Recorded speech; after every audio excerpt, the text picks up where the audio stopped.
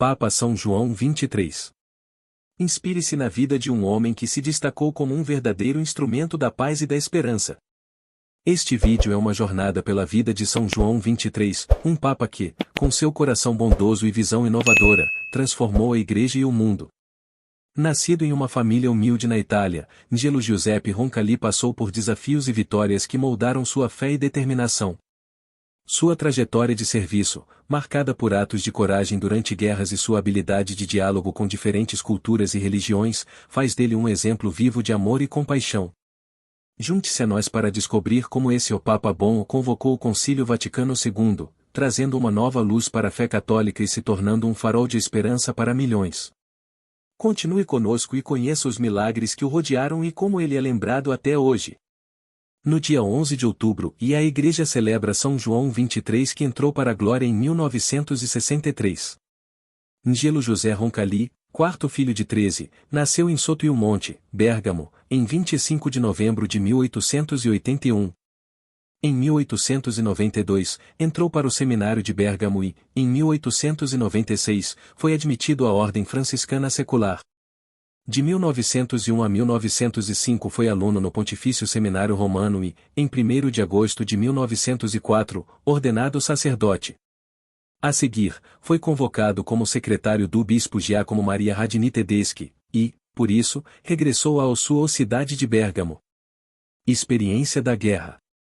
Viver ao lado do bispo e acompanhá-lo nas suas visitas aos lugares mais recônditos da diocese, certamente, constituíram a inspiração pastoral que guiará sempre o futuro Papa. Porém, em 1914, tudo se interrompeu bruscamente e faleceu Dom Giacomo Radini e estourou a Primeira Guerra Mundial.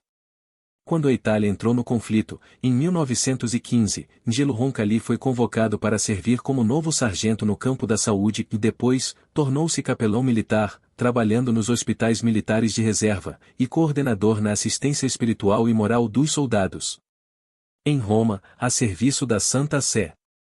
Angelo Roncalli entrou oficialmente no Vaticano, em 1921, onde teve início a segunda parte da sua vida e foi convocado a Roma, por Bento XV, para presidir, pela Itália, ao Conselho Central da Pontifícia Obra de Propagação da Fé. 4 anos depois, o novo Papa, Pio XI, o nomeou visitador apostólico na Bulgária. Nomeado bispo, em 19 de março de 1925, em Roma, começou sua missão, em Sofia, em 25 de abril. A seguir, foi nomeado primeiro delegado apostólico na Bulgária, visitando as comunidades católicas e estabelecendo cordiais relações com as demais comunidades cristãs, até 1934. Vida no exterior, como pastor missionário. Por vários anos, Angelo José Roncalli foi representante da Santa Sé no exterior. Em 27 de novembro de 1935, foi nomeado delegado apostólico na Turquia e Grécia e administrador apostólico dos latinos em Constantinopla. Não foi uma tarefa fácil.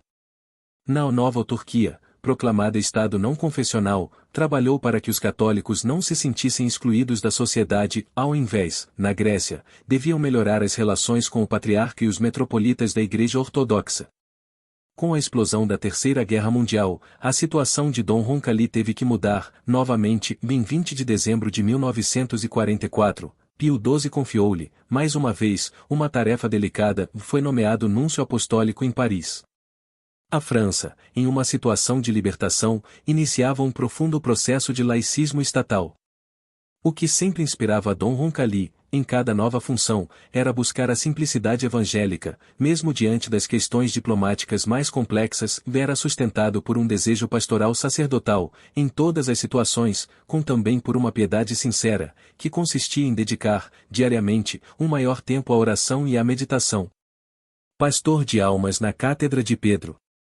Como quase sempre acontece, a vida passa por rápidas mudanças.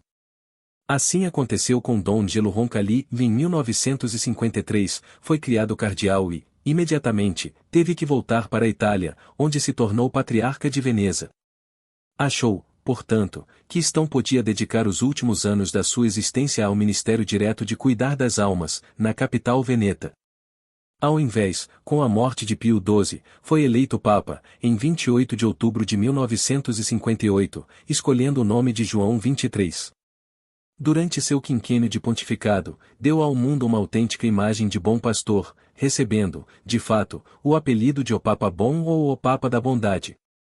Concílio Vaticano II e Magistério da Igreja.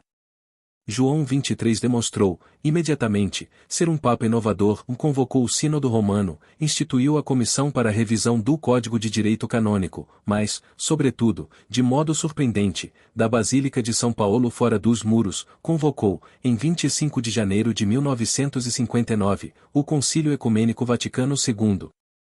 O objetivo não era mudar a doutrina católica, nem definir novas verdades de fé, mas repropor o conteúdo da fé ao homem contemporâneo, para dar resposta às novas problemáticas e desafios de uma sociedade em evolução.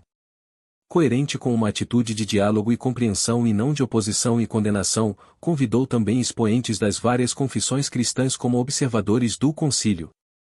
A mensagem de João XXIII foi lançada com força pelas suas 8 encíclicas, inclusive a Mater Magistra, de 1961, na qual repropôs o ensinamento social da Igreja, 70 anos depois da Rerum Novarum e da O Pacem in Terris, de 1963, do primeiro documento da história, dirigido a todos os homens de boa vontade, no qual destacava os conceitos de paz e de uma justa ordem social.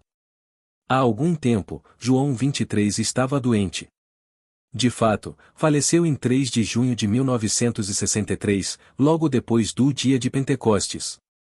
O Papa Bom foi beatificado por João Paulo II, durante o grande jubileu de 2000, e canonizado pelo Papa Francisco, em 27 de abril de 2014. Oração que João XXIII gostava de rezar durante a missa. Pai do céu, Pai de misericórdia, atendei a oração do vosso servo. 1. Pela satisfação e remissão de todos os meus pecados.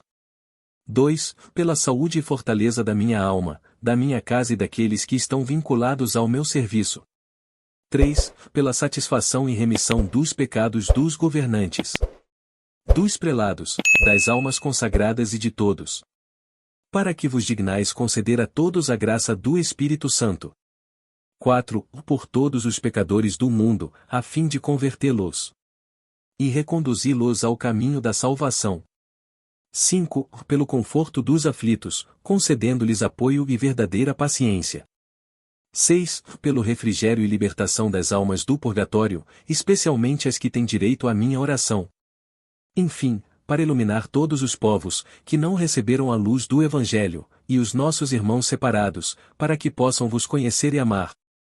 Pai Todo-Poderoso, bendito sejais para sempre, junto com o Filho e o Espírito Santo. Assim seja. São João XXIII, rogai por nós. Oração, ó Deus, que levantaste São João XXIII à dignidade de Papa, concedei-nos pela sua intercessão que, fielmente seguindo os passos de Cristo, sejamos sempre instrumentos de paz e amor. Amém.